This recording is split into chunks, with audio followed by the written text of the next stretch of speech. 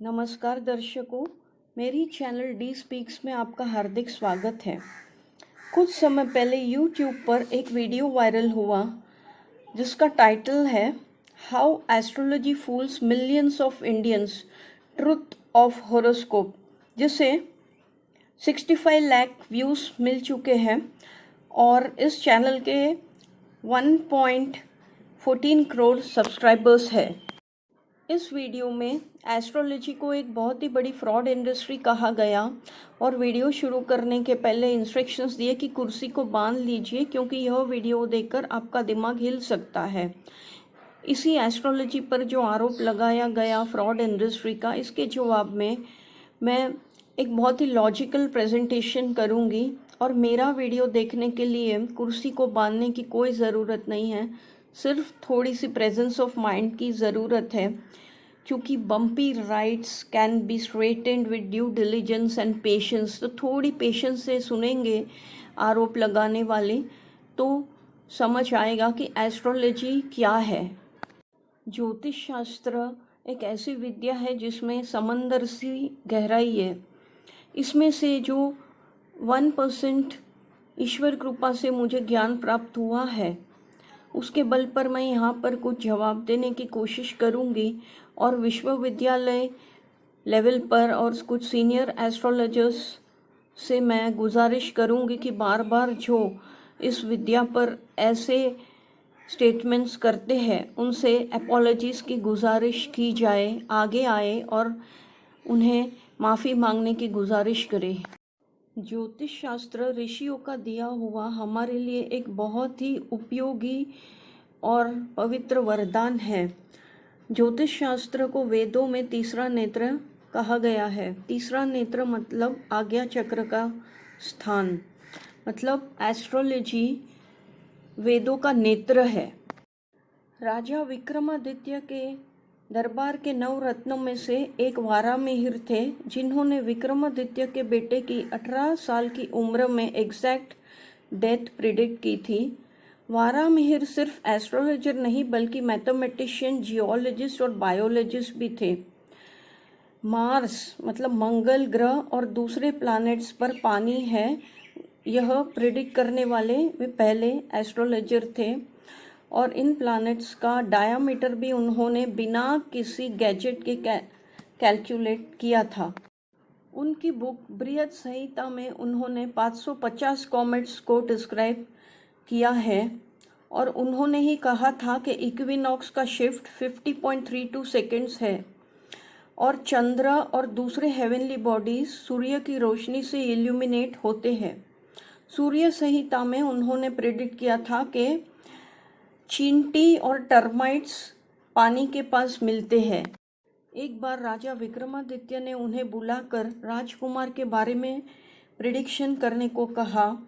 तब उन्होंने एक जानवर वारा बोर के हाथों पर्टिकुलर टाइम और पर्टिकुलर समय पे मृत्यु होगी ऐसा एग्जैक्ट प्रिडिक्शन कर दिया था।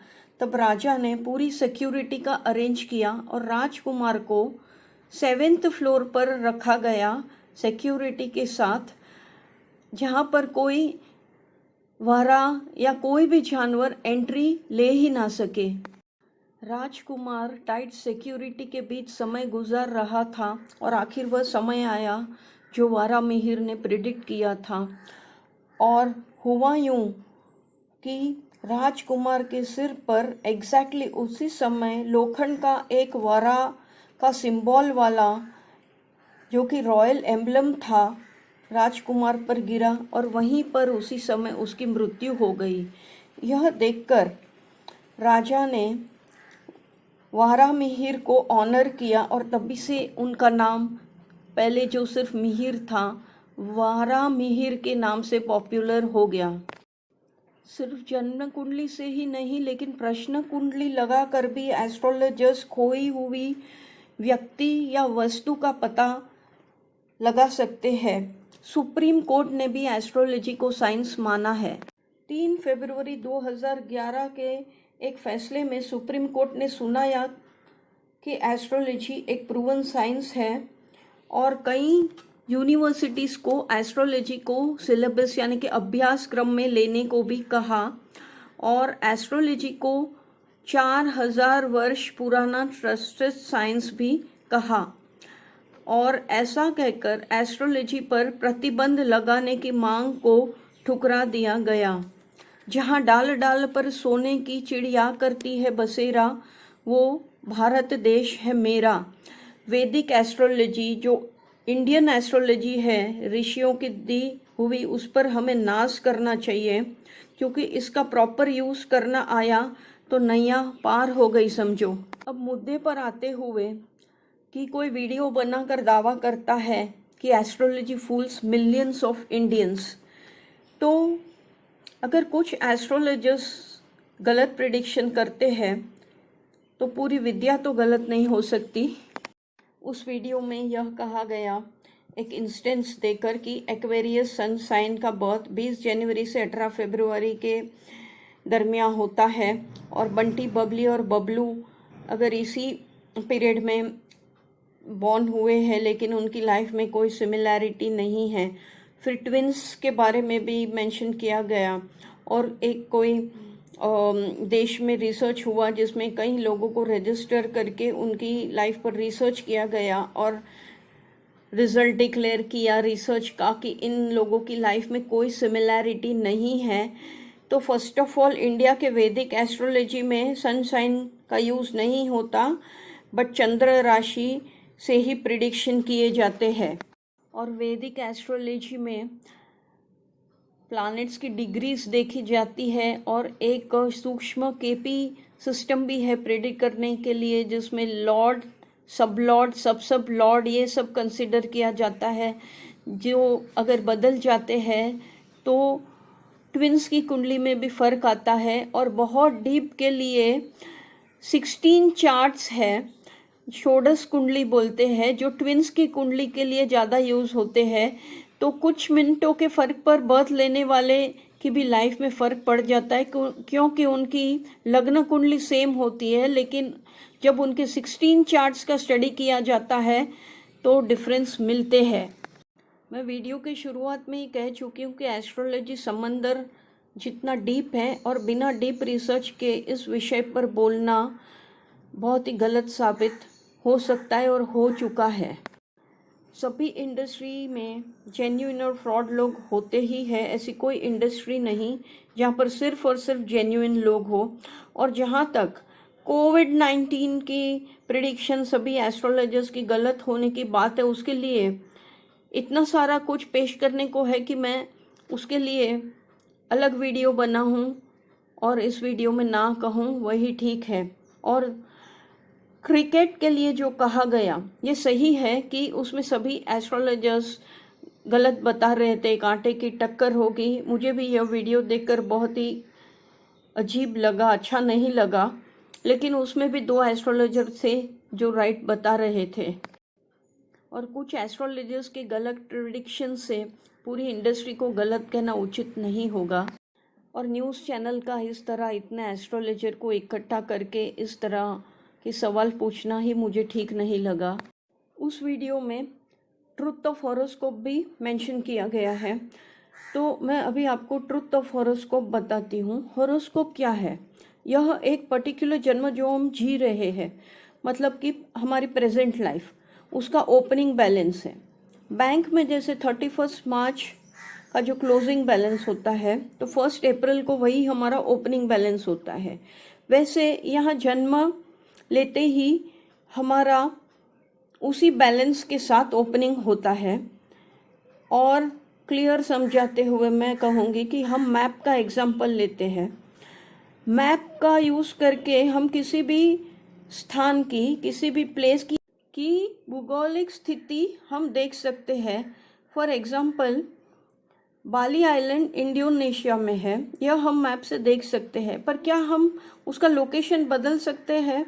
क्या हम बाली आइलैंड को सिक्किम में शिफ्ट करना चाहे तो कर सकते हैं? नहीं ना। वैसे ही हमारा हॉरोस्कोप जन्म कुंडली एक मैप की तरह है। एस्ट्रोलॉजी से सिर्फ हम क्या अकाउंट लाए हैं वो हम देख सकते हैं, हम बदल नहीं सकते। और उसे भुगतना ही पड़ता है। एस्ट्रोलॉजर जातक को निर्धारित डेस्टिनेशन तक पहुंचने का रास्ता बता सकता है ताकि उसे आसानी हो, पर चलना तो उस जातक को ही है क्योंकि वो कर्म उसके है, उस एस्ट्रोलॉजर के नहीं है। वो तो सिर्फ रास्ता दिखा रहा है। मतलब एस्ट्रोलॉजर के पास सिर्फ मार्गदर्शन की उम्मीद रखनी चाहिए, ना कि किस्मत बदलने की। और उसमें यह भी कहा गया कि अगर एस्ट्रोलॉजर इतना सब कुछ जानता है तो वो अपनी किस्मत क्यों नहीं बदल लेता। तो एस्ट्रोलॉजर भी अपना अकाउंट लेकर आता है, उसे भी अपने कर्म भुगतने होते हैं। कर्म वो बदल नहीं सकता, लेकिन वह आसानी कर सकता है। वह मेंटली प्रिपेयर कर सकता है कि क्या क्या आपके सामने आने वाला है, ताकि इसके लिए पहले से तैयारी रहे। सभी का भाग्य अपने अपने कर्मों से लिखे जाते हैं, विधि का विधान है। तो एस्ट्रोलॉजर भला उसे कैसे बदले। कोई बॉस अपनी कुछ फाइल में एडिटिंग करने का राइट किसी एम्प्लॉयज़ को देता है क्या? तो किसी एस्ट्रोलॉजर के पास द सीनियर मोस्ट बॉस की लिखी हुई फाइल में एडिटिंग करने की उम्मीद भला की ही क्यों जाती है। So I make it clear here कि हमारी जन्म कुंडली, हर एक का होरोस्कोप एक रीड ओनली फाइल है which cannot be edited by any astrologer because that file is written by the senior most boss। सिर्फ उस वीडियो में ही नहीं, लेकिन कई बाबाओं और गुरुओं जो अपने आप को कुछ गुरु कहते हैं, बड़े गुरु बाबा, इन सभी लोगों ने कई बार अपने वीडियोस में ऐसे स्टेटमेंट किए हैं कि एस्ट्रोलॉजर एक फ्रॉड है, एस्ट्रोलॉजर्स अपना भाग्य क्यों नहीं बदलते। और उस वीडियो में जो शेयर मार्केट के बारे में कहा गया, तो एस्ट्रोलॉजर कौन सी कंपनी आगे अच्छे रिटर्न्स देने वाली है ज़रूर क्यों नहीं देख सकती, और इन्वेस्ट किया जा सकता है। किसने कहा कि ये नहीं हो सकता। एस्ट्रोलॉजी का यूज़ करके शेयर मार्केट में तो बहुत फ़ायदे किए जा सकते हैं। इस तरह वेद का तीसरा नेत्र एस्ट्रोलॉजी जैसे विद्या का मजाक उड़ाकर जो लोग उस पर नेगेटिव स्टेटमेंट कर रहे हैं, वो अपनी ही कमज़ोरी जाहिर कर रहे हैं। दर्शकों, आपके पास भी अपनी इंटेलिजेंस है। आप खुद ही फैसला कीजिए कि ऋषियों का दिया हुआ यह अनमोल ज्ञान हम एस्ट्रोलॉजी में नहीं मानते, एस्ट्रोलॉजी एक फ्रॉड इंडस्ट्री है, कहकर नकारना क्या उचित है। ऋषि मुनियों की दी हुई यह विद्या जो आसानी से हमारे देश में उपलब्ध है, उसकी कदर ना करते हुए अगर उसे साइंस का रैपर ओढ़ाकर पेश किया जाता है तो वो लोगों को वैल्यूएबल लगती है। क्या ये सही है? ज्योतिष शास्त्र कोई आभासी विज्ञान नहीं है, it is pure and tested science.